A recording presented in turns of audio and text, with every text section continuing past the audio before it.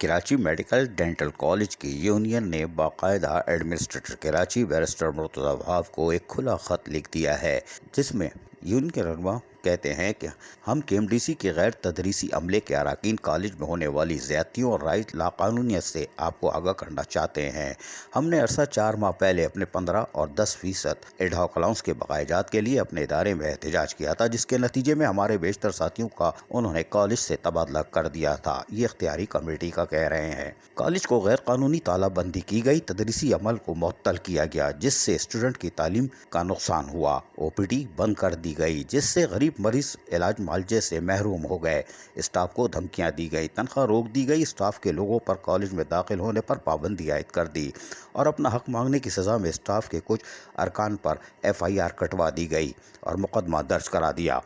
مطلب اپنا جائز حق مانگنے کی اتنی بڑی سزا دی گئی ہے۔ یہ تمام مذکورہ واقعات کسی بیرونی ہاتھ کی زیادتی نہیں، بلکہ ہمارے اپنے ادارے کے پروفیسر، جو کہ ایک نام نہاد ایگزیکٹو کمیٹی کے کرتا دھرتا ہیں، اور چونکہ اس کمیٹی کے ایک ممبر ڈاکٹر فرحت جعفری سابق ایڈمنسٹریٹر کے رشتہ دار ہیں، جس کی وجہ سے یہ کمیٹی ادارے میں اپنی منمانیاں کر رہی ہے، انہوں نے 26 ملازمین بشمول ایگزیکٹو کمیٹی کے ممبران کو ایڈ ہاک الاؤنس کے بقائے جات غیر قانونی طور پر اپنے اختیارات کا استعمال کرتے ہوئے حاصل کر لیے ہیں،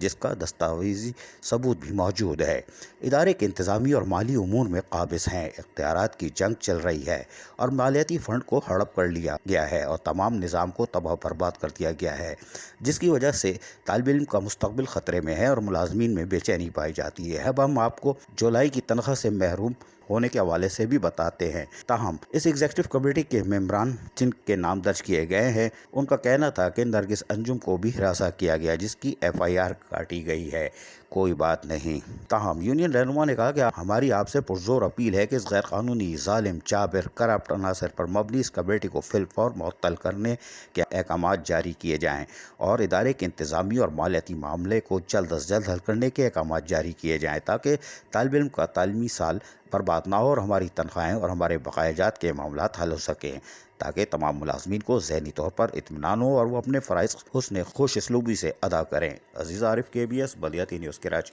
ایسی ہی خوبصورت ویڈیوز فیوچر میں حاصل کرنے کے لیے ریڈ بٹن پر کلک کر کے اور بیل آئیکن کو پریس کر کے ہم سب کے سبسکرائبر بننا مت بھولیے۔